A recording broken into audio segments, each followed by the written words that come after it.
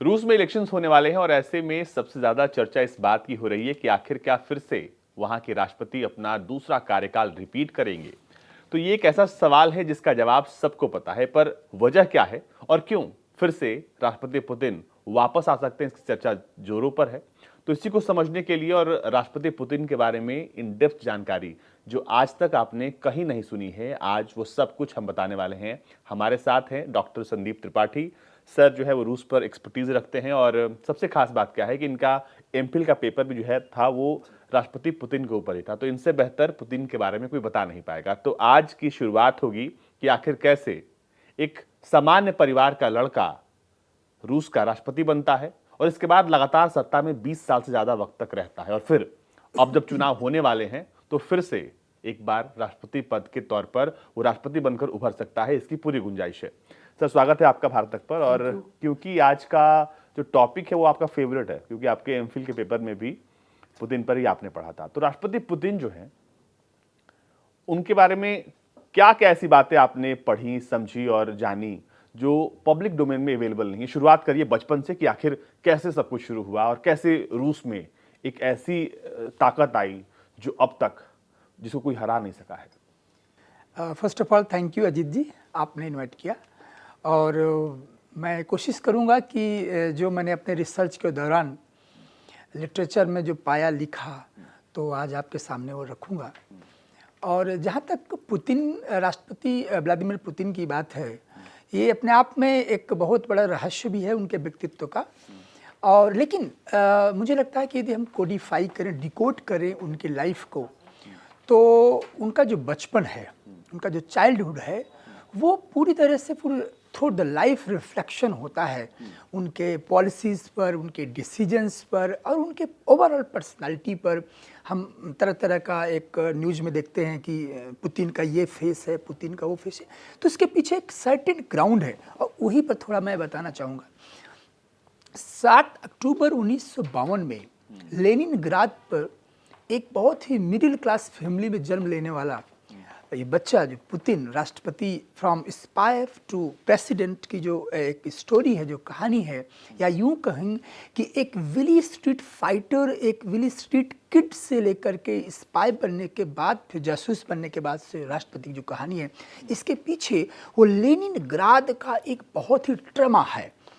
और पुतिन अपने जीवन में बचपन से ही वो पेरेंटल ट्रमा देखा है लेनिनग्राद की गलियों में, जो पूरी जिंदगी भर, या यूं कहें कि राष्ट्रपति बनने के बाद जो उनके व्यक्तित्व में देखने को मिला, वो लेनिनग्राद की उन गलियों से निकलने वाले अनुभव है जो उनके व्यक्तित्व में दिखाई देते हैं। बिली फाइटर कैसे बन गए और बिली फाइटर की कहानी क्या है?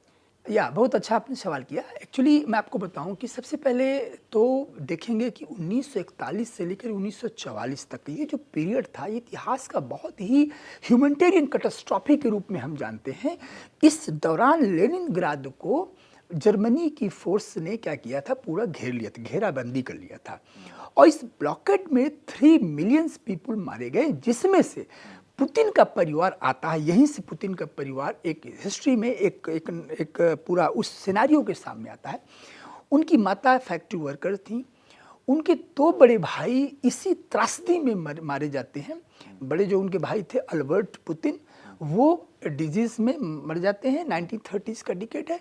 और 1942 में उनके जो सेकेंड बड़े भाई थे, जो विक्टर पुतिन थे, वो जो है डिप्थीरिया की डिजीज और ये जो स्टार्वेशन था, जो भूखमरी थी, उस पूरा ब्लॉकेट की वजह से वहाँ पर उनके 6 साल तक जो ब्लॉकेट रहा जो हिटलर ने किया। जी, ये जो ट्रमा था कि एक बच्चा जब सुनता है कि मेरे भाई की मृत्यु क्यों हुई, वो इसलिए हुई कि एक 2 महाशक्तियों के आपस में युद्ध के दौरान हुई। तो उसके बाद जब इनका परिवार लेनिनग्राद में, ये कुछ दिन के लिए इनका परिवार वहाँ से हट के चला गया था। इसके बाद जब फिर से लेनिनग्राद में आता है तो एक छोटे से अपार्टमेंट में रहते हैं। उस अपार्टमेंट की कहानी ये थी कि वहाँ पर वो जो जीवन पुतिन ने देखा, ना तो वहाँ पर शेयरिंग बाथरूम और टॉयलेट, किचन, जो एक बेसिक जो चीजें होती हैं उसकी कमी थी। राइट, एक बेसिक जो होता है कि इकोसिस्टम जो होता है चाइल्डहुड का, वो एक तरह से बहुत स्कार्सिटी का था पुतिन का। और आप समझिए कि चूंकि उनके फादर नेवी में थे, तो फादर मदर वो भी वर्किंग थी, अब अकेले पुतिन बचते हैं। तो पड़ोस के जो बच्चे हैं उनसे उनको अपने आप को बचाना है।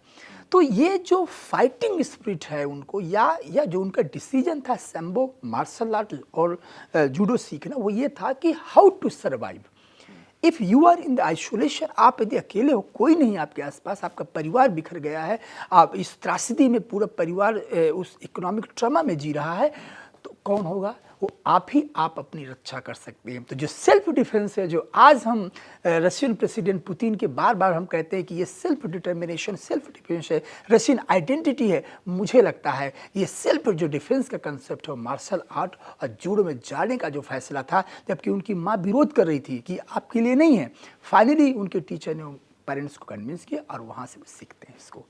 इसके बाद कैसे कैसे सिलसिला आगे बढ़ता है?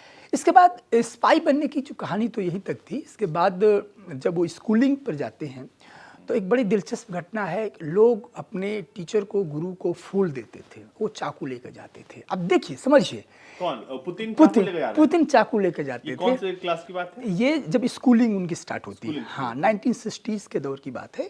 जब वो स्कूलिंग में जाते हैं, वो चाकू लेकर जाते हैं। अब समझिए, मैं इसलिए कह रहा हूँ कि जब हम रशिया यूक्रेन वॉर देख रहे हैं, जब पूरी तरीके से हम बेस्ट से देख रहे हैं कि पुतिन कैसे लड़ रहे हैं उस सोवियत एम्पायर के लिए, वो कहाँ से, उसके रूट क्या हैं? उसके रूट है सेल्फ डिफेंस और अपने आप को हेजमनिक ऑर्डर। इसलिए आप जब देखते हैं कि पुतिन बहुत कोल्ड है, हम दुनिया कहती है, कमेंटेटर्स कहते हैं पुतिन बहुत कोल्ड हैं, बहुत ही शांत रहते हैं, तो मुझे लगता है कि ये जो था कि how to survive, how to self defence, how to hegemonize his own personality, और जो मैंने उनकी जीवनी में पढ़ा कि जैसे उनके उसमें पढ़ा कि उनके कुछ मित्र बताते हैं कि वो उनकी एक टैक्टिस थी। वो टैक्टिस ये थी कि यदि आपको कहीं से वॉर आना है तो वेट नहीं करते, फर्स्ट आप रिएक्ट कीजिए, दैट मीन्स आप ही अटैक कर दीजिए, आप ही वॉर कर दीजिए फर्स्ट आपकी तरफ से, ताकि आपका जो फियर है, आपका जो भय है, वो बरकरार रहे, दूसरी बार वो हिम्मत न कर सके आप पर अटैक करने का। तो इस तरह का जो इंट्यूशन, जो कन्विक्शन है, वो चाइल्डहुड से लेकर के स्कूलिंग से उनके निकल के सामने आ रहा है। आज भी देखिएगा कि वो डिसीजन जो उनके राष्ट्रपति बनने की कहानी, इस पर हम डिस्कस करेंगे, जो राष्ट्रपति बनने की कहानी से लेकर 90 से लेकर 2000 तक जिस प्रकार से उन्होंने चेचन्स हिस्ट्री को अपने नाम के साथ जोड़ा, और पूरी रशिया में जो एक मॉरल डिबैकल था पूरा येल्सिन के दौरान, और चेचन्स प्रॉब्लम को जिस तरह से हैंडल किया पुतिन ने, ये वही चाइल्डहुड दिखता है। धीरे शुरू करते हैं। जी कैसे केजीबी एजेंट पर पहले आते हैं कि अभी प्रेसिडेंट वाला हिस्सा छोड़ देते हैं जी। स्कूल से केजीबी एजेंट का सफर कैसे रहा? आपने बताया कि विली फाइटर, उसके बाद क्या हुआ, कैसे कैसे जिंदगी का जो पहिया? देखिए, स्कूल के टाइम से ही एक चीज़, चूँकि स्कूल के टाइम में जब खाली समय होता था तो मार्क्स एंगल्स पढ़ते थे। मार्क्स एंगल्स और लेनिन का जो लिटरेचर पढ़ते थे, और उस लिटरेचर में रशियन की हिस्ट्री में एक रोमांटिसिज्म है स्पाई को लेकर के, जासूसी को लेकर के। जैसे हमारे हिंदुस्तान में भी एक कैरियर को लेकर यूथ में रोमांटिसिज्म है, आईएएस बनना, डॉक्टर बनना, इंजीनियर बनना, ये प्रोफेसर बनना, कि यहाँ रोमांटिसिज्म है। उसी तरह के वहाँ के समाज में भी यूथ में रोमांटिसिज्म था कि स्पाई, जासूस बनना, क्योंकि सोवियत यूनियन के टाइम में कुछ जासूसों ने बड़ा हिस्टोरिक काम किया। अब पुतिन ये कहते हैं, ये लाइन उनको बहुत पिंच किया, कि one spy can determine the fate of thousands of people. और उन्होंने यहाँ भी कहा कि एक व्यक्ति स्पाई होने के नाते वो सब कुछ कर सकता है कि जो मिलिट्री भी नहीं, जो आर्मी भी नहीं कर सकती है। इसका मैं आगे जिक्र बताऊंगा जब वो जासूस के रूप में जर्मनी में काम करते हैं। लेकिन बस यहाँ मैं ये बताना चाहूँगा कि यहाँ पर उनके व्यक्तित्व में जो जिस तरीके का ये जासूस बनने का डिसीजन आया, और फिर बाद में उनको ये हीरोइक सेंटीमेंट आया, तो उन्होंने ऑप्ट किया। और इसी बीच वो एक केजीबी ऑफिस में पहुँच जाते हैं, कहते हैं कि मुझे स्पाई कैसे बनना बता दो। देखिए, इंतजार नहीं हो रहा है पुतिन। हम आगे भी बताएंगे कि उनकी पॉलिटिकल डिसीजन में वो इंतजार नहीं कर पा रहे हैं। 2000 से लेकर 2004 तक रशियन इकॉनमी को ठीक करके तुरंत फिर 2007 में 8 में जॉर्जिया के पास चले जाते हैं, इन्वेट कर देते हैं। तो यहाँ ये इंस्टेक्ट फिर मैं उनके चाइल्डहुड को डिकोड कर रहा हूँ कि वो तुरंत केजी ऑफिस पहुँच जाते हैं और कहते हैं कि मुझे स्पाई बनना है। अब वहाँ के लोगों ने आशा कि भाई अब क्या कर रहे हैं, अभी आपकी ये उम्र नहीं है स्पाई बनने की, उसके लिए लॉ ग्रेजुएट होना पड़ेगा। तब देखिए, जैसे कि हमें भी एक एसेंशियल हमारे इंडिया में क्या ग्रेजुएशन बनने, किसी भी एग्जाम देने के लिए आपको एक ग्रेजुएशन होना चाहिए, तो ऐसे ही हो गए। उन्होंने कहा अच्छा इसके लिए क्या करना पड़ेगा, कहा आप जाइए लॉ की डिग्री ले लीजिए। अब ये वहाँ से लौट आते हैं, इनको तो बनना था बहुत ही कम उम्र में ही जासूस, वहाँ से लौट आते हैं और फिर जाते हैं लेनिनग्राद स्टेट यूनिवर्सिटी में अपना जो हायर एजुकेशन अपनी वहाँ से लेते हैं और लॉ की डिग्री कंप्लीट करते हैं। उनके टीचर उस समय होते हैं अनातोली सावचोक, जो उन्होंने बिजनेस लॉ उनको पढ़ाया था। अनातोली सावचोक के गाइडेंस में उन्होंने वो कंप्लीट किया और वहाँ से 75 में कंप्लीट करते हैं। उनकी उस समय 23 वर्ष की उम्र होती है और इसके बाद आके वो एग्ज़ाम देते हैं और केजीबी में एज ए जूनियर ऑफिसर के रूप में उनकी एंट्री हो जाती है। दैट मीन्स कि उनका जो सपना था केजी में जाना, तो पहला चैप्टर लाइफ का उनका कंप्लीट हो जाता है, वो केजी पे उनकी एंट्री हो जाती है। ठीक है, इसके बाद फिर देखिए, मैं बताया कि वो चूँकि जब उनको एज ए एंट्री हुई वहाँ पर, तो बेसिकली 10 इयर्स का जो उनका दौरान था वो वहीं पर लेनिनग्राद में जो आज के सेंट पीटर्सबर्ग है वहीं रहते हैं। और उनको जो ड्यूटी असाइन ये की गई कि आपको मॉनिटरिंग करना है, जो भी फॉरेन लोग आ रहे हैं, आप फॉरेनर्स आ रहे हैं या डिप्लोमेट्स आ रहे हैं, तो उनको आपको पूरी तरह से उनकी मॉनिटरिंग करनी है, उनको देखना है कि और इंटेलिजेंस गैदर करना है। तो एक तरह से उनके ट्रेनिंग में ही था जो माइन्यूटली नुआंस चीज़ों को पकड़ना, समझना और फॉरेन अफेयर्स को लेकर के जो आज दुनिया में जिस तरह के वो अपने संबंध बनाए हैं या जो ग्रेट गेम खेल रहे हैं, ये मुझे लगता है ये भी उनकी ट्रेनिंग का हिस्सा है कि पहली जो सर्विस की ट्रेनिंग है उनको मॉनिटरिंग फॉरेन अफेयर्स की दी जाती है। हाँ, और इसी में एक सबसे बड़ा जिक्र मैं अजीत जी करना चाहूँगा कि 1985 में, ये बहुत लैंडमार्क ईयर होता है पुतिन की लाइफ में, जब उनको असाइनमेंट मिलता है ईस्टर्न जर्मनी में। ये जो दौर था ये बहुत उथल पुथल का दौर था सोवियत यूनियन के इतिहास में। 1985 में ही गोर्बाचोव आते हैं, ठीक है, और एक पेरेस्ट्राइका गोलोसनोस का खुलापन का और लोकतांत्रिक जो आंधी थी, जो उसकी वेब थी, वो सोवियत यूनियन के विंडो से धीरे धीरे अंदर आ रही थी। और इसी समय जर्मनी पर पहुंचते हैं, पुतिन पहुंचते हैं एज ए बतौर केजीबी एजेंट। यस, बतौर केजीबी एज ए ट्रांसलेटर जी, क्योंकि उनको जर्मनी बहुत अच्छी आती थी, जर्मन लैंग्वेज में उनकी बहुत अच्छी कमांड थी। अच्छा। हाँ, तो एज ए ट्रांसलेटर वहाँ पहुँचते हैं ड्रेसडेन में, जो पूर्वी जर्मनी में एक था वो हिस्सा है। तो वहाँ केजी ऑफिस में जाते हैं और ये जो 1985 के और यहाँ तक 1991 तक 6 ईयर वहाँ तक रहते हैं। ये फॉर्मेटिव ईयर्स था और यही ऐसे ये वक्त था, ये वैसा कालखंड था पुतिन के जीवन में जो एक डीपली, बहुत ही गहराई से उनके मन मस्तिष्क को झकझोरा। क्योंकि मैंने बताया कि ये वैसा एरा था कि जब सोवियत यूनियन पर थोड़ा सा एक जो कोलैप्स का जो चल रहा था, तो यहीं से घटनाएं स्टार्ट होने लगी थी। यस, और लेकिन सबसे इम्पोर्टेंट है यहीं पर 1989 जो ईयर है, 9 नवंबर 1989 को the fall of Berlin wall, the Berlin wall had just fall. That means यहाँ पर ये कोल्ड वार का जो प्रतिबिंब था, जो शीत युद्ध का जो 40 वर्षों से चल रहा था, वो यहाँ पर बर्लिन वॉल कोलैप्स होती है, वॉल फॉल होती है। ये अपने आंखों से देख रहे थे पुतिन। एक चीज बहुत ही स्पष्ट, ये जर्मनी होती है जी। हाँ, अब वो चूंकि जर्मनी में एज ए केजीबी एजेंट वहाँ पर रहते हैं और ईस्टर्न जर्मनी में रहते हैं, और ईस्टर्न जर्मनी का जो वॉल है था, ये एक संकेत था, एक सांकेतिक वॉल थी सोवियत ब्लॉक का वर्सेस यूएसए, जो 40 वर्षों से का इनका एक आइडियोलॉजिकल राइवल्स चल रही थी। तो आप एज ए रिप्रेजेंटेटिव वहाँ हैं और आपके आंखों के सामने वो फॉल गिर रही, दैट मीन्स कि सोवियत यूनियन फॉल हो रहा था। जो बाद के टाइम में कई बार हमने सुना उनको कि वो जो टाइम था, वो जो मोमेंट था, वो क्षण था, ये कहीं ना कहीं बहुत ही डीपली उनको, उनके मस्तिष्क को प्रभावित किया। और उसमें एक घटना बहुत इंपॉर्टेंट है यहाँ पर जिक्र करना, वो घटना पुतिन को झकझोर दिया। कौन सी घटना थी? वो घटना ये थी कि जब ये बर्लिन दीवार गिरी, तो क्या हुआ कि जो पूर्वी जर्मनी के लोग थे, यहाँ एक उनका जो सिक्योरिटी डिपार्टमेंट था, जिसको हम 87 बोलते हैं, और स्टैसी, और ये एक था सिक्योरिटी फॉर स्टेट अफेयर्स, मतलब वहाँ की एक इंटेलिजेंस गैदरिंग का एक इंस्टीट्यूशंस था जर्मनी, ईस्टर्न जर्मनी का, जो केजीबी के साथ इंटेलिजेंस शेयर करते थे, इनके साथ काम करते थे। स्पेशली वो थोड़ा उसको नेगेटिव पॉइंट ऑफ व्यू से देखा जाता था कि वो सप्रेस करते हैं, जो ईस्टर्न जर्मनी के लोग हैं कोई ऐसी सूचनाएं वेस्टर्न जर्मनी में ना दे दें, तो एक तरह से पूरा सर्विलांस वो था। तो पुतिन का आरोप था कि पुतिन इनके साथ कुछ ऐसा षड्यंत्र कर रहे हैं, ये करते आए हैं जब तक वहाँ थे।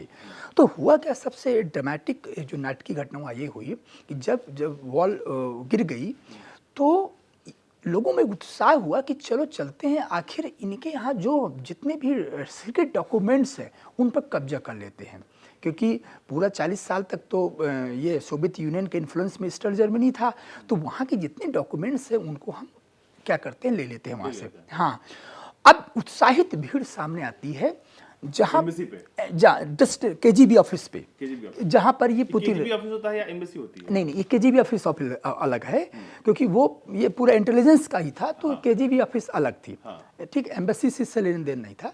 वहाँ पर केजीबी ऑफिस में वो ड्रेसडेन में एक विला थी, एक पूरा अपार्टमेंट टाइप था, वहाँ पुतिन होते 4 लोग होते हैं, 4 इंक्लूडिंग पुतिन 4 और एक सिक्योरिटी ऑफिसर होता है वहाँ पर, 4-5 लोग वहाँ पर होते हैं।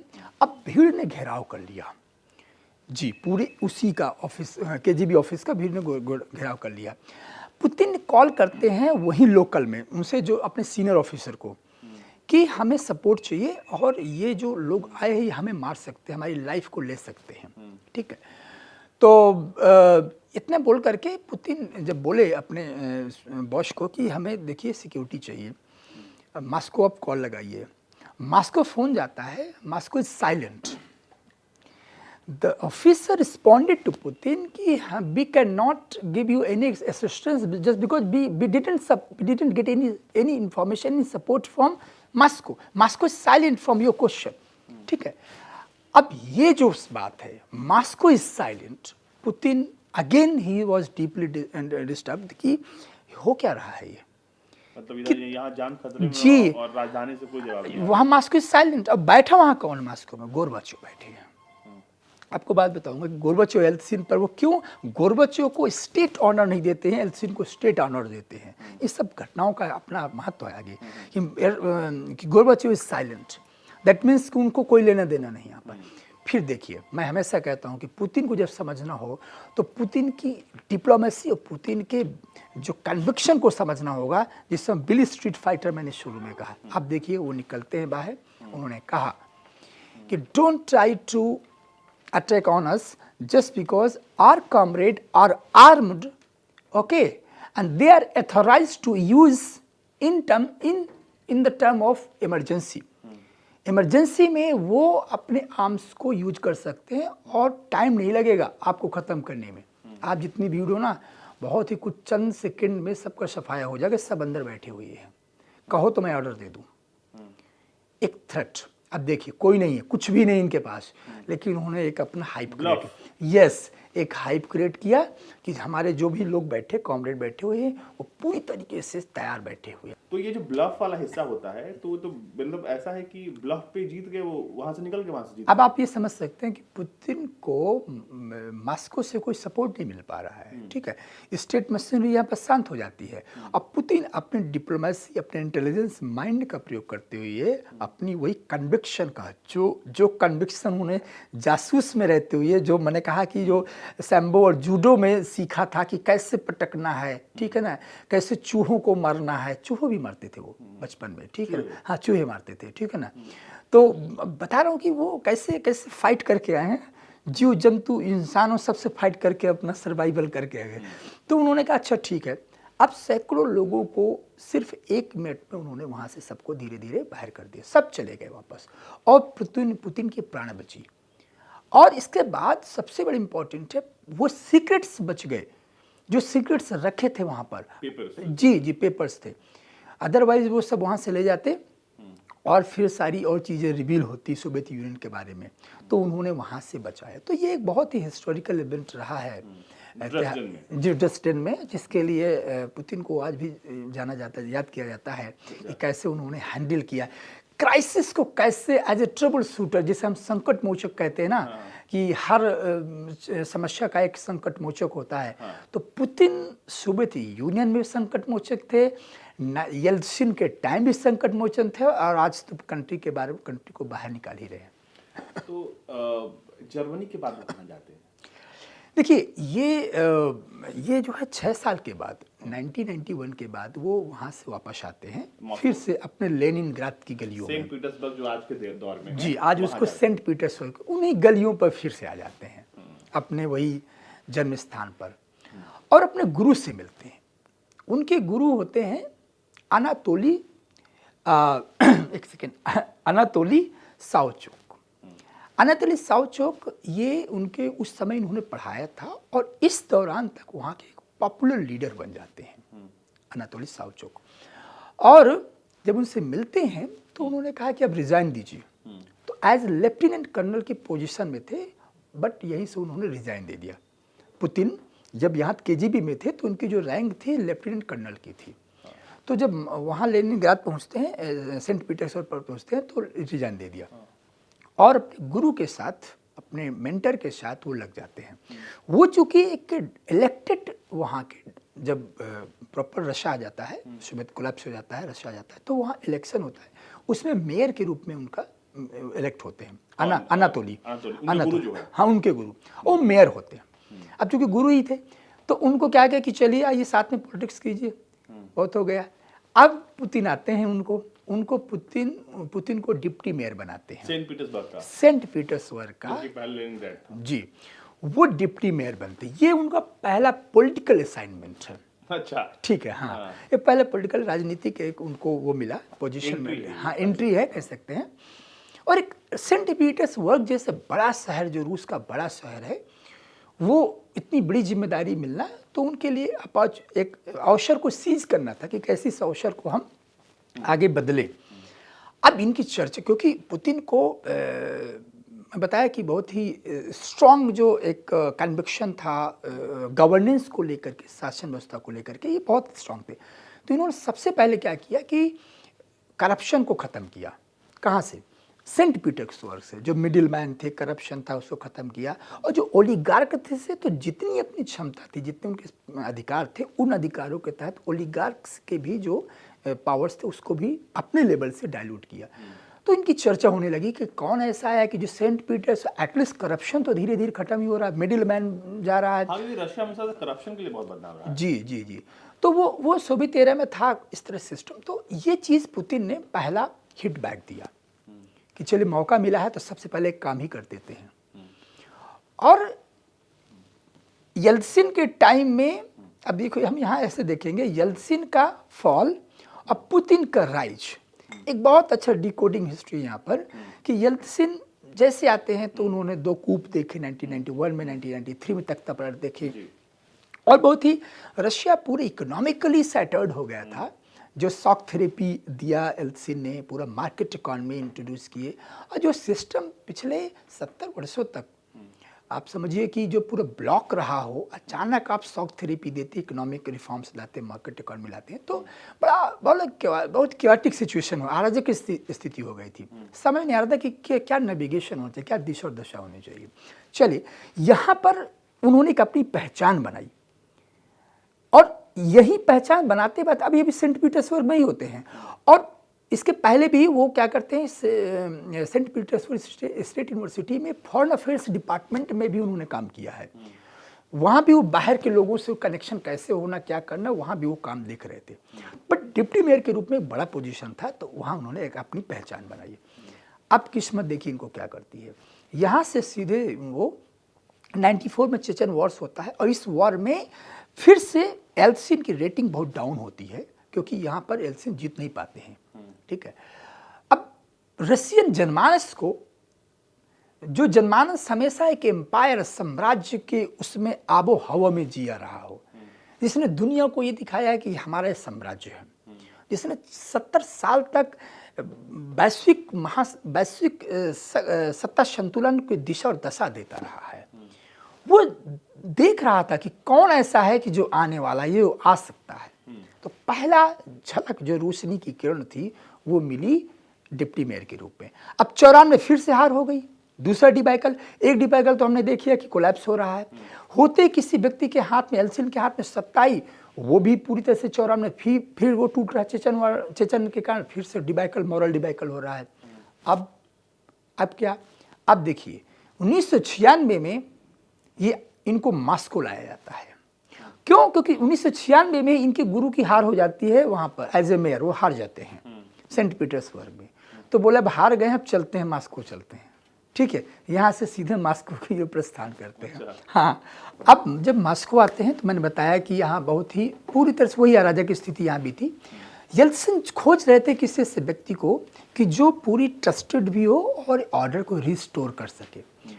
अब येल्त्सिन से संपर्क कैसे होता है? हाँ, ये बहुत ही दिलचस्प मोड़ है और बड़ा अच्छा सवाल आपने किया। इसमें सबसे इम्पोर्टेंट है एक शख्स का नाम है वेल्टिन युमासेव।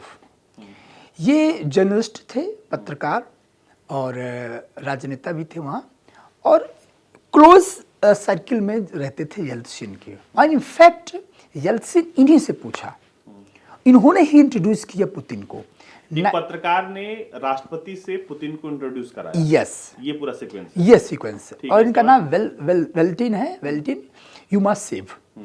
वेल्टिन युमासेव, मैंने कहा कि क्लोज सर्किल में थे और ट्रस्टेड थे येल्त्सिन के।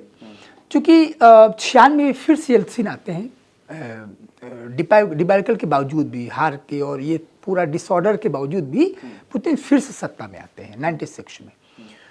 तो 96 में फिर से आते हैं। चेचन समस्या देखिए बनी थी, चेचन समस्या बनी थी, इकोनॉमिक प्रोसेस, ये पूरा एक्वाटिक पोजीशन था, आर्थिक स्थिति बहुत वो थी, खराब थी, और पूरी तरह से इंटरनल कूप हो चुके थे। तो उनको भी एक ट्रस्टेड एलाई चाहिए था। अब मैंने जो बताया कि वेल्टिन युमासेव ने क्या किया कि इनको इंट्रोड्यूस किया और इनको येल्त्सिन के एडमिनिस्ट्रेशन में इनकी एंट्री हो गई पुतिन की 96 के बाद। बतौर अभी तो वैसे ही एंट्री होती है। मैं आपको इम्पोर्टेंट बताऊं कि 97 में जहां तक मेरी जानकारी है कि चेचन्स को कंट्रोल करने के लिए इनको कुछ जिम्मेदारी दी गई थी, और जो फेडरल सिक्योरिटी एजेंसी थी वहां भी कुछ इनका रोल था, ठीक है ना। तो इनके एडमिनिस्ट्रेशन में इनको लाया गया 97 से, और थोड़ा इनकी पोजीशन स्ट्रांग होती है। और आते आते यहाँ तक 99 तक आते आते रशिया की स्थिति और बहुत बिगड़ रही थी, ठीक है। और स्पेशली मैं चेचन की बात करूं तो वो बहुत, और ये भी कहा जाता है कि 1996 का जो इलेक्शंस था वो अमेरिका ने प्रभावित किया था कि येल्त्सिन फिर से वहाँ पर आ जाए। ये भी एक आरोप है।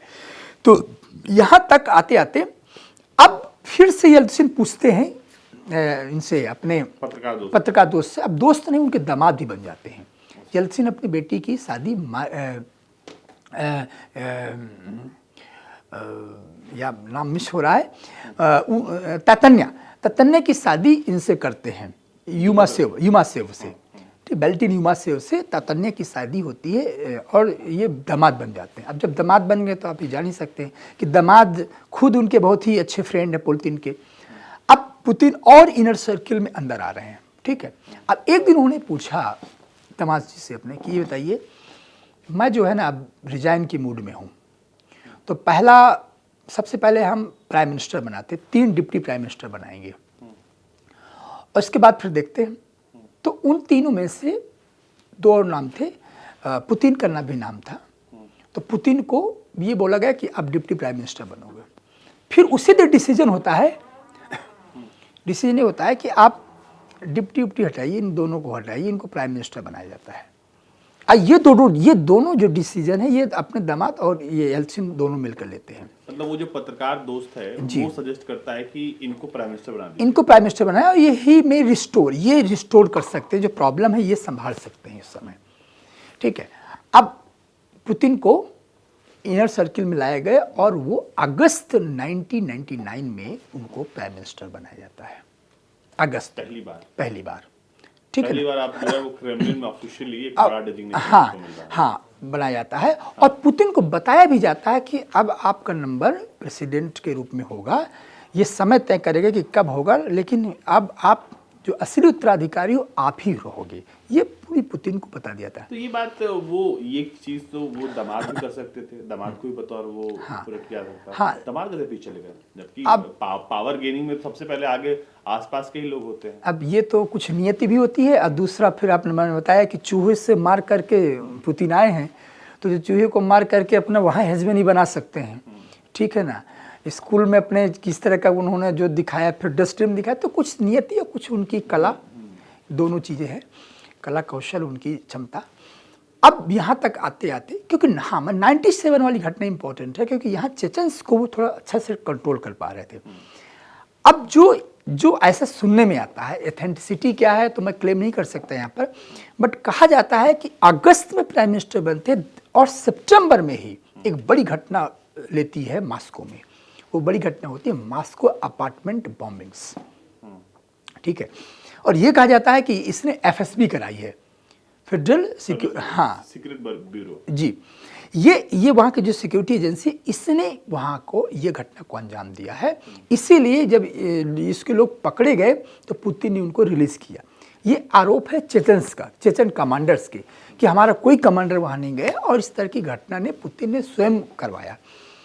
और उसमें 300 लोग मारे गए, और मॉस्को की गलियों में बम फूट रहे थे और ये बॉम्बिंग्स हो रही थी। तो अब पुतिन को चाहिए था ब्रूटल अटैक, कि एक मैसेज वो दे दूं कि हो सकता है कि अभी मैं प्राइम मिनिस्टर हूं, लंबा ना खींचे, जल्दी मेरे हाथ में राष्ट्रपति का पद आ जाए, ठीक है ना। मैसेज येल्त्सिन को बताना चाहते थे, जो मुझे लगता है, जो मेरा एनालिसिस है। अब दिसंबर पर 80,000 चेचन्स को, फिर इसके रिस्पांस में 80,000 चेचन्स को पुतिन ने अपना, रशियन फोर्स जाती है और पूरा इंसर्किल करती है वहाँ पर, चेचन जी, और कहती कि सरेंडर करो, उनको सरेंडर करने के लिए बोलती है, ठीक है। तो कहीं ना कहीं आप देखिए कि यहाँ से जो पुतिन की रेटिंग है, उधर येल्त्सिन की रेटिंग बिलो पर आ रही है 2% 3% पे, और पुतिन की रेटिंग्स, एक वो शख्स जो सेंट पीटर्सबर्ग पे डिप्टी मेयर था, 8-9 साल में ही चेचन जैसे समस्या जिससे पूरा रशिया परेशान था, ठीक है, डिसइंटीग्रेशन को लेकर के, उसने क्या किया, हैंडल किया। ये बहुत ही स्ट्रांग मैसेज दिया चेचन्स को और दुनिया को भी कि ये है लीडरशिप, ये है ऑर्डर, ये है कमांड, ये है सैम्बो, ये है जूडो, ठीक है ना। तो इस तरीके से क्या हुआ कि यहाँ से एक मैसेज गया। अब देखिए, फिर दामाद जी को बुलाते हैं येल्त्सिन कि देखिए बहुत ज़्यादा इंतजार नहीं हो रहा है, मैं 2000 में नहीं जाना चाहता हूँ, 99 में 21वीं सदी में दस्तक नहीं देना चाहता हूँ, मैं यही सदी में 20th सेंचुरी में ही मैं इसको हैंड ओवर करना चाहता हूँ पुतिन को। फिर पुतिन को बुलाया गया, are you ready for that? Putin बोले यस। और ये डील होती है। उस समय उनके दामाद, मैंने जो बताया आपको, युमासेव बैठते हैं, येल्त्सिन बैठते हैं, और येल्त्सिन की बेटी बैठती है तातन्या, और पुतिन, 4 लोग होते हैं वहाँ पर। और बहुत ही मिस्टीरियस तरीके से ये खबर पुतिन अपने वाइफ को भी नहीं बताते हैं, ल्यूडमिला पुतिन को। पुतिन की शादी होगी रहती है? हाँ, पुतिन की शादी 1983 में होती है, और अराउंड 3 डेकेड्स उनके संबंध चले, 2 बेटियां उनकी। तो एक तो बेटी जब वहाँ थे प्रेसिडेंट तब हुई थी, और एक यहाँ सेंट पीटर्सबर्ग में, तो शादी हो चुकी थी। लेकिन अपनी वाइफ से ये घटना वो वाइफ से भी नहीं बताते हैं कि मैं पूरी तरीके यस प्रेसिडेंट बनने वाला हूँ। अब आप समझ सकते हैं कि पुतिन की गंभीरता और उनका जो रहस्य है कि कितना चीज़ों को सीक्रेट रखते हैं। तो जबकि बड़ी न्यूज़ थी, हो सकता है कि वो खुशी में बता सकते थे, लेकिन उन्होंने नहीं बताया। और यहाँ से फिर क्या होता है कि दिसंबर आता, आप देखिए सितंबर से दिसंबर का टाइम देखिए, दिसंबर आते आते अनएक्सेप्शनली 2-3 दिन के अंदर की ये घटनाएं हैं। और बोला कि आप बताओ किसको दिया जाए, फिर से पूछे अपने दामाद से, लास्ट में किसको दिया, क्योंकि लॉयलिस्ट थे पुतिन। और जो लो रेटिंग के बावजूद भी पुतिन कभी डिच, और ऐसा कुछ नहीं हुआ कि पुतिन उनको लगा हो, येल्त्सिन को उनको लगा कि हमारे अच्छा सक्सेसर बनेंगे, और बनने के बाद जो हमसे गलतियां हुई हैं वो फाइल नहीं खोली जाएगी, हमें बचा लेंगे, एक ये भी था, ठीक है। तो हो गया। फिर दिसंबर 1919 में पुतिन को कार्यवाहक राष्ट्रपति बना दिया जाता है। और एक दिलचस्प, अजीत जी, बड़ी दिलचस्प, ये वो बताते हैं उनके दामाद जो है युमासेव बताते हैं कि रेजिग्नेशन का लेटर मुझे लिखना था। ठीक है, रेजिग्नेशन लेटर मुझे लिखना था। पुतिन के रेजिग्नेशन का लेटर? नहीं, पुतिन के नहीं, येल्सिन, बोरिस येल्सिन के, क्योंकि राष्ट्रपति जो है वो रिजाइन कर रहे थे। भाई रिजाइन करेंगे ना, तब जो है वो प्राइम मिनिस्टर जो है वो इंटरिम प्रेसिडेंट बनते हैं। यस, तो रेजिग्नेशन का लेटर उनको लिखना था और कंट्री को एड्रेस भी करना था। ठीक है, वो कह रहे थे मैं कैसे लिखूं इसको, क्या लिखूं, कि रशिया किस कंडीशन में, और ऑफ कोर्स रशिया बहुत बुरी कंडीशन में था। हाँ, तब बहुत ज्यादा भूखमरी और इकोनॉमिक क्राइसिस वाले हालात। जी, अब उस ट्रमा को कैसे लिखें और कैसे कहें कि इस क्रिटिकल टाइम में हम ये सत्ता हस्तांतरण पुतिन को कर रहे हैं। तो उन्होंने कहा, उन्होंने ये भी जिक्र किया कि मैं लिख नहीं पा रहा था, चूंकि उनको सिर्फ पढ़ना था, लिखना मुझे था। तो उन्होंने फिर रेजिग्नेशन लेटर लिखा, फिर वो उसको फिर जाते हैं, एड्रेस करते हैं, नेशन को एड्रेस करते हैं, और एड्रेस करते हैं, अपना रेजिग्नेशन देते हैं, और ये पीसफुली ट्रांसफ़र होता है, सत्ता का हस्तांतरण होता है, और पुतिन के हाथ में क्रेमलिन आ जाती है। अभी तक क्रेमलिन के आसपास घूम रहे थे, लेकिन वो पूरी तरीके से मैसिव हो जाता है। और फिर देखो पुतिन की स्पीड, देखिए पुतिन की, कि यहाँ दिसंबर 99 में आते हैं, फिर ज़्यादा इंतजार नहीं होता है, मार्च में प्रेसिडेंट बनते हैं, फुल प्रेसिडेंट बन जाते हैं, और फिर इलेक्शन करा करके मई में 7 मई को, आई थिंक मैं रॉन्ग नहीं हूँ, बट मई फिक्स है, मई 2000 को वो फुली फ्लेज्ड इलेक्टेड प्रेसिडेंट बन जाते हैं। तो इस तरीके की उनकी 7 अक्टूबर 1952 लेनिनग्राद से लेकर के और क्रेमलिन की एंट्री तक की ये पूरा उनका सिलसिला 48 साल का के आसपास का समय लगा। जी जी जी, मतलब 52 से लेकर और यहाँ तक, जिसमें से 20 साल तो आप मान लीजिए बच्चा जो बड़ा होता लग जाता है। जी जी। इसके बाद जॉर्जिया इन्वेड करना, ये सब कैसे कैसे होता है? देखिए, फिर तो दूसरा पुतिन का दूसरा कालखंड आता है, और ये बहुत इम्पोर्टेंट। मैं जब अपनी एमफिल डिसर्टेशन लिख रहा था, तो उसमें जो स्कॉलर्स के लिटरेचर थे, मैंने उसमें कई पढ़ा, ये भी देखा कि ये जो 2000 का टाइम था, Putin emerge as a god. वो ईश्वरी, रशिया की जनता उन्हें ईश्वरी रूप में लिया। कैसे?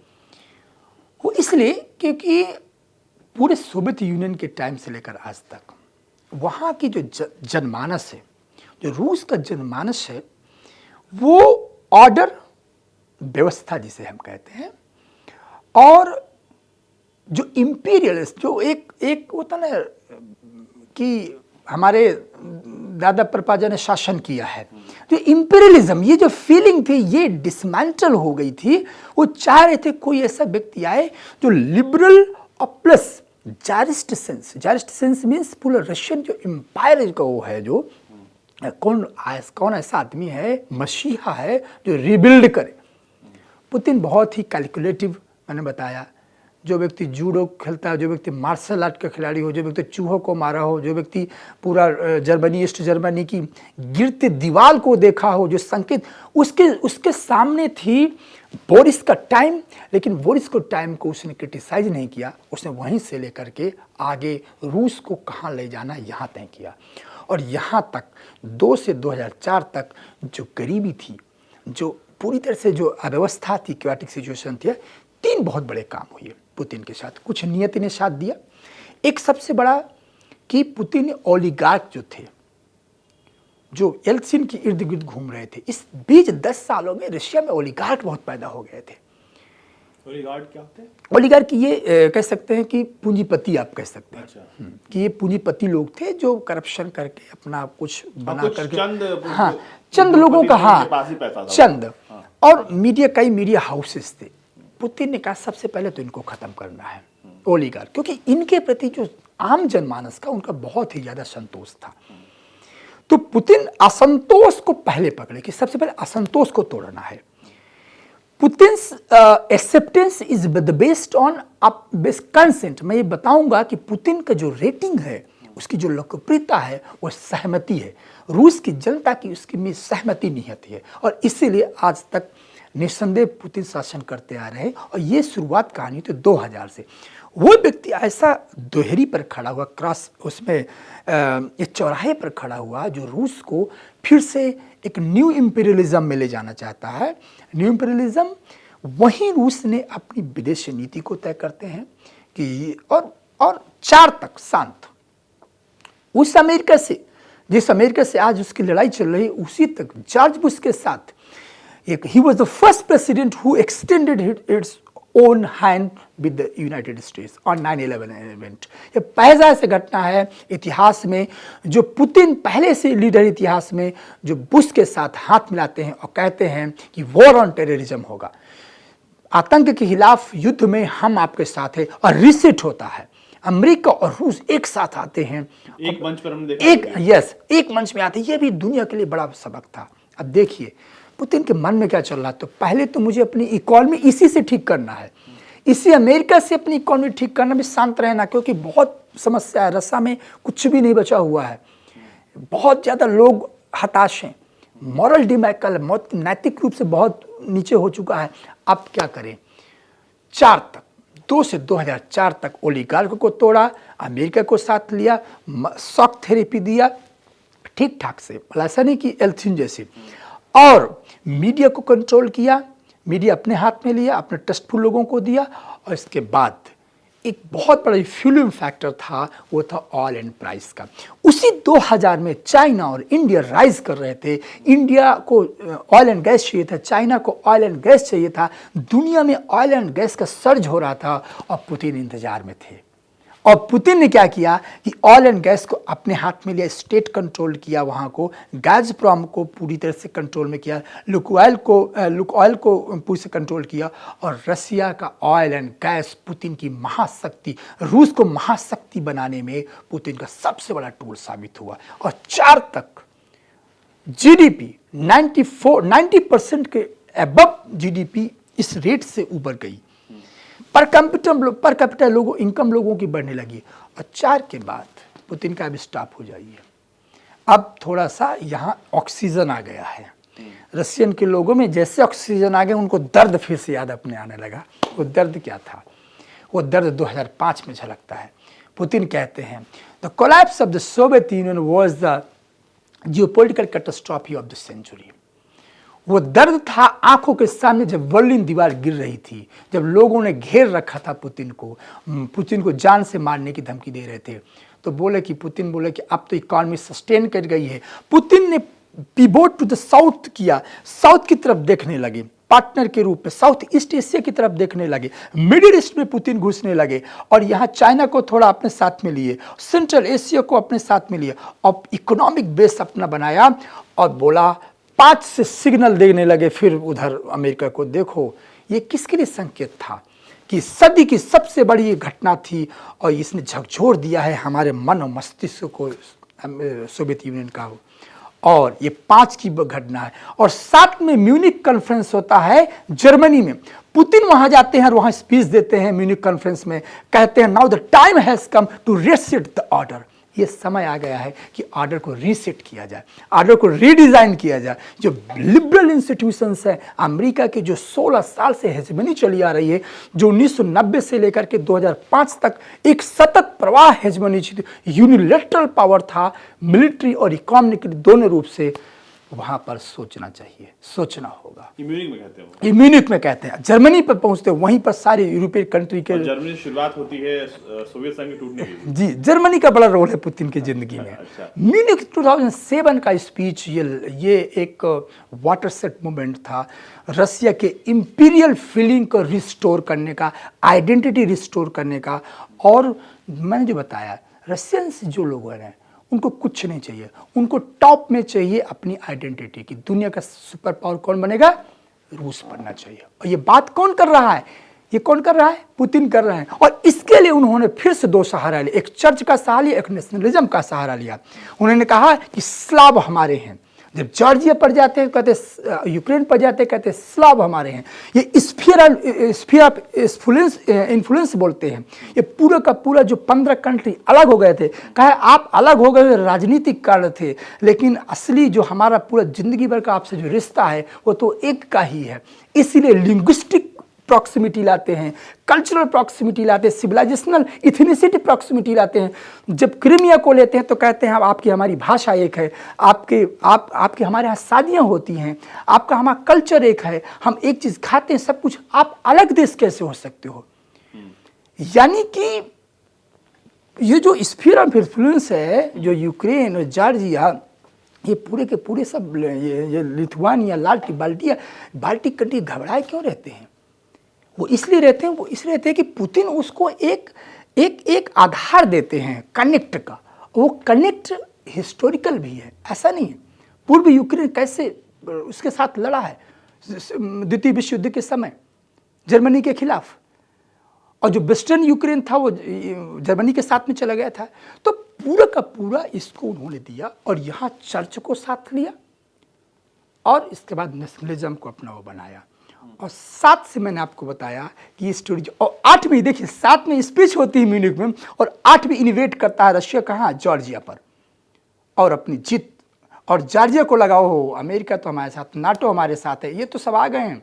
अब तो रशिया, ये येल्त्सिन वाला रशिया, आप क्या कर सकते हैं। पुतिन ने पहला मैसेज दिया जॉर्जिया को, 2011 में लीबिया को मैसेज दिया, और 2013 में फिर क्रेमलिन को मैसेज दिया, और फिर जो भी वॉर चल रहा है। तो लोगों को ये लगता है कि इम्पीरियलिस्ट है रशिया, जो है सॉवरेनिटी को अटैक कर रहा है, बट पुतिन की अपनी एक लीनेज है, वो लीनेज है ग्रेटर इम्पीरियल रशिया बनाने की। जी जी।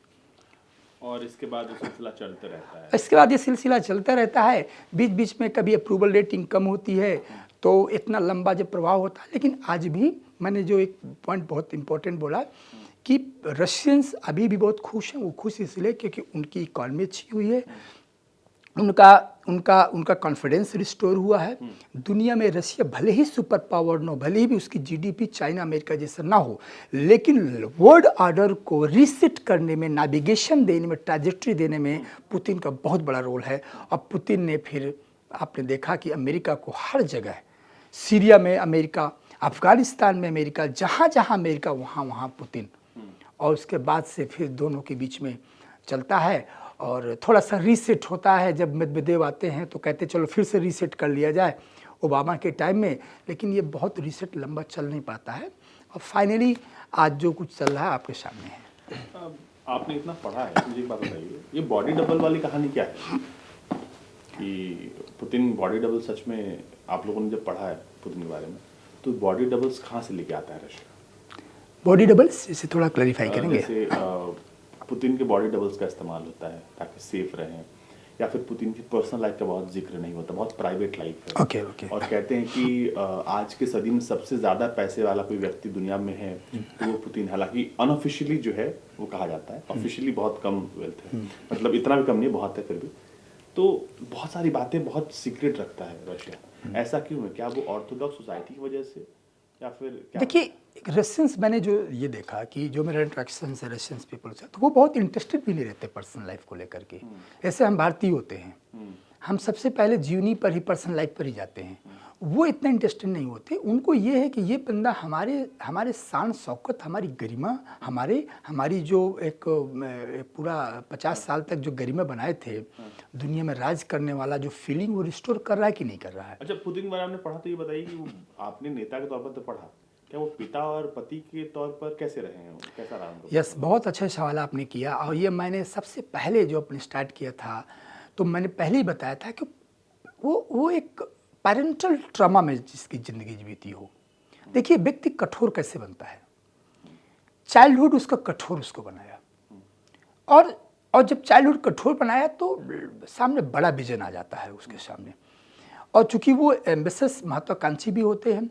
जो व्यक्ति छोटे से अपार्टमेंट में रहा हो, ठीक है ना, स्ट्रगल किया हो, भाई को मरते देखा हो, अपने जो जो इनकी मदर थी वो उसी वॉर में मर गई, तो पूरा परिवार को नष्ट होते उन्होंने देखा।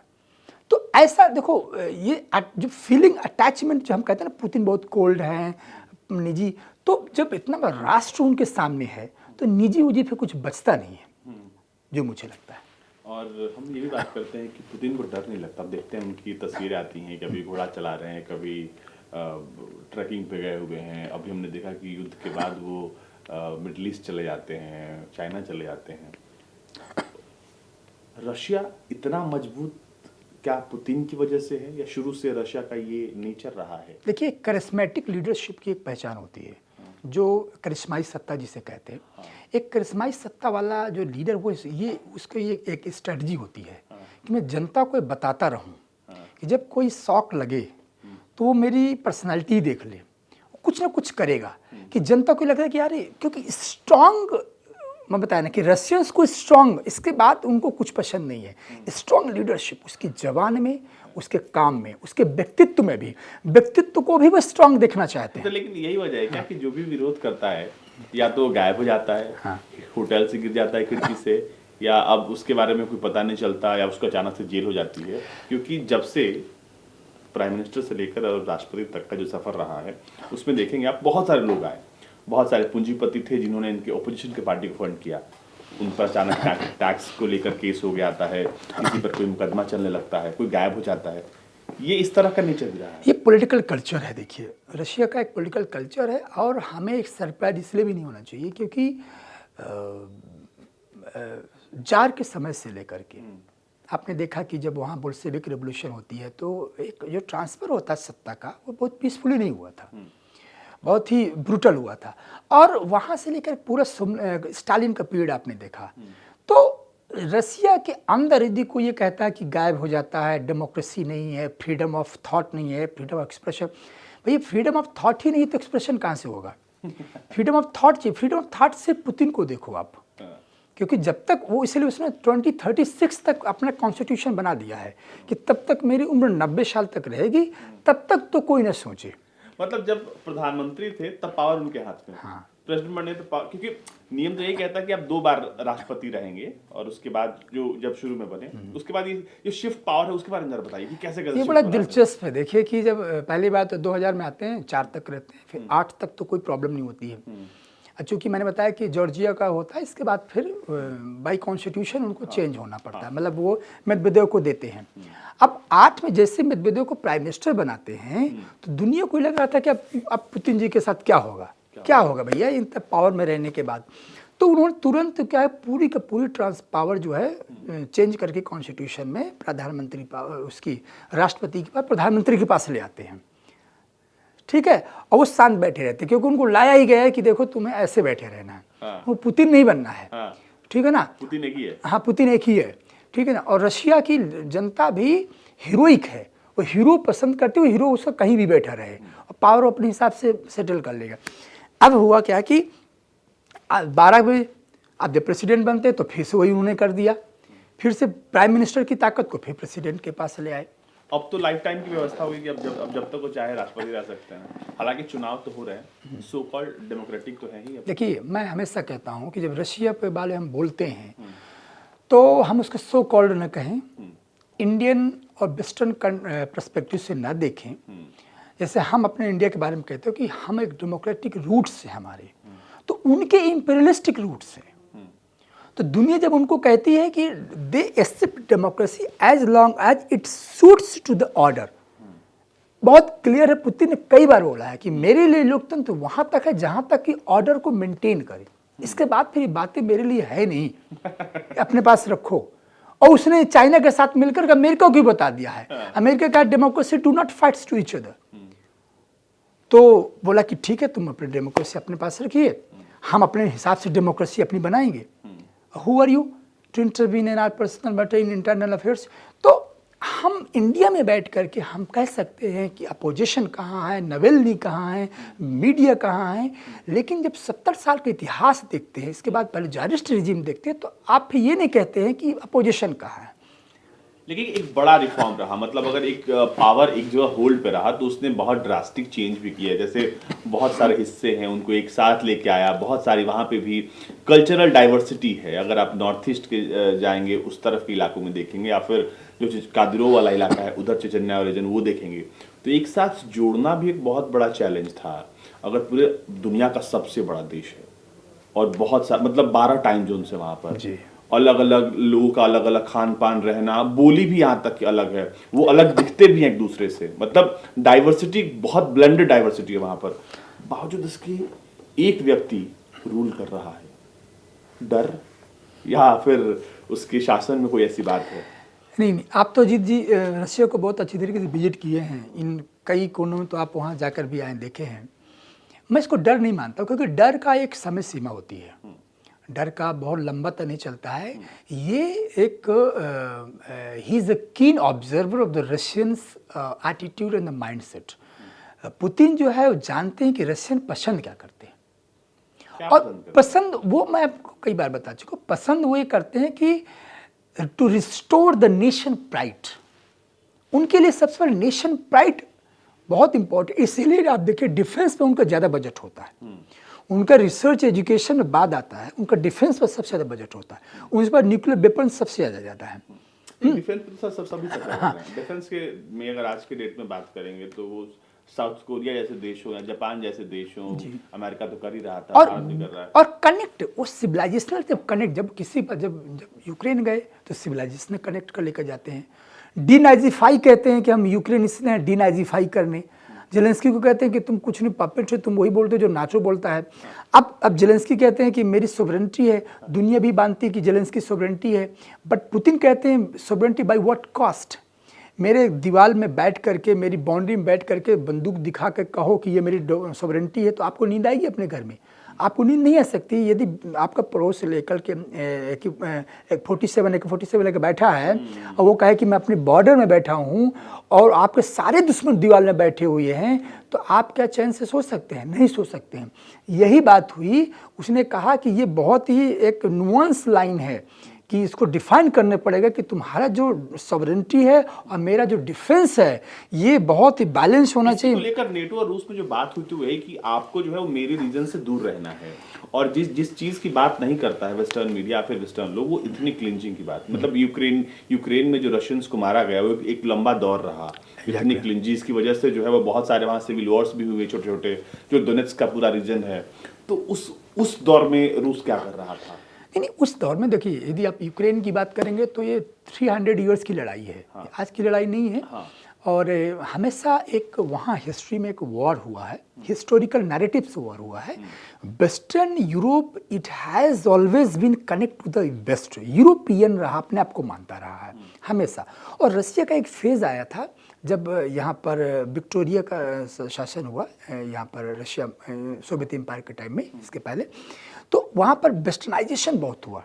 जब वेस्टर्नाइजेशन हुआ तब थोड़ा सा वेस्टर्न यूक्रेन कनेक्ट हुआ। इसके बाद वो कभी भी रशिया का पार्ट नहीं रहा, कभी नहीं रहा, वो हमेशा यूरोपियन पार्ट में माना जाता रहा।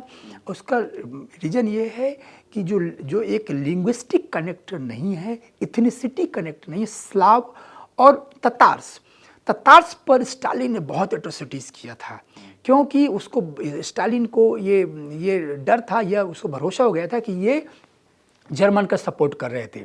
स्लाव वालों को इसने बहुत डिफेंड किया है और इनको बचाया भी है। तो अभी भी पुतिन जब बात करते हैं तो कहते हैं हमारी इनकी भाषा एक है, हमारे इनके शादियाँ होती हैं, यहाँ लोग टोन, टेनर, टंग सब एक है, हम कैसे इनको अलग मान सकते हैं? आइए हमारे साथ मिल जाइए, फिर से उसी मिल जाइए, ठीक है ना? चलिए मिलिए यदि ना, यदि आप मिलते नहीं हैं तो एटलीस्ट दुश्मन को तो मत बैठा। और यही रीज़न है रशिया यूक्रेन वॉर का। जब जेलेंस्की नहीं मान रहे थे, इसलिए आप देखेंगे कि जब भी यूक्रेन में प्रो रशिया आता था तो यूक्रेन शांत हो जाता था, लेकिन यूक्रेन में जैसे प्रो वेस्टर्न आते थे तो फिर यूक्रेन रशिया का कॉन्फ्लिक्ट चालू होता। तो यहाँ मुझे लगता है कि एक बार एक सवाल हमसे कोई पूछा कि भाई आपके तो भी बहुत ही सिविलाइजेशन कनेक्ट हैं, तो आप भी क्या उनको अपना बना लोगे? हम इंडिया की बहुत है तो क्या आप इंडिया सबको बना लेगा? बात इसकी नहीं, बात इसकी है कि यदि वो कंट्री जैसे श्रीलंका है, यदि श्रीलंका इनवाइट करता है चाइना को और हमारे नेशनल सिक्योरिटी को थ्रेट पहुंचता है तो श्रीलंका को फिर मैसेज दे देंगे, जैसा अभी मालदीव को दे रहे हैं कि तुम अपनी सीमा में आकर के अपनी सॉवरेनिटी के नाम से हमारी नेशनल सिक्योरिटी पर यदि डाइल्यूट करोगे, थ्रेट करोगे, तो फिर ये तुम्हारी सॉवरेनिटी फिर देख लिया जाएगा। हाँ, मतलब ये चीजें तो देखिए दो तरफा बात हो जाती हैं, ऐसा कहना कि अब उस शुरू से ही हमने देखा है कि हमेशा रूस कहता रहा कि आप जो है हमारी सीमा के पास जो है मत लेके आइए। लेकिन फिलहाल रूस में इलेक्शंस हैं और इलेक्शंस पर नज़र सबकी है, दुनिया भर की मीडिया इसको देख भी रही है। तो ऐसे में जरूरी था ये समझाना आपको कि आखिर इस वक्त रशिया जब इलेक्शन में जा चुका है, वहाँ पर इलेक्शन कैंपेन्स हो रहे हैं, जब वहाँ पर चुनाव होगा और भारत के साथ रूस के बहुत अच्छे संबंध हैं, तो जरूरी समझाना कि आखिर भारत और रूस के संबंध जो इतने अच्छे हुए हैं और जो नेता उसका नेतृत्व कर रहा है वो उसकी जीवनी क्या है, वो कैसे यहाँ तक पहुंचा। तो ये हमारी खास पेशकश थी आपके लिए, ताकि आप समझ पाएं कि रूस के राष्ट्रपति कैसे एक साधारण से परिवार से निकलकर रूस के राष्ट्रपति बनते हैं और कैसे दुनिया के सबसे ताकतवर नेताओं में उनका नाम शुमार होता है।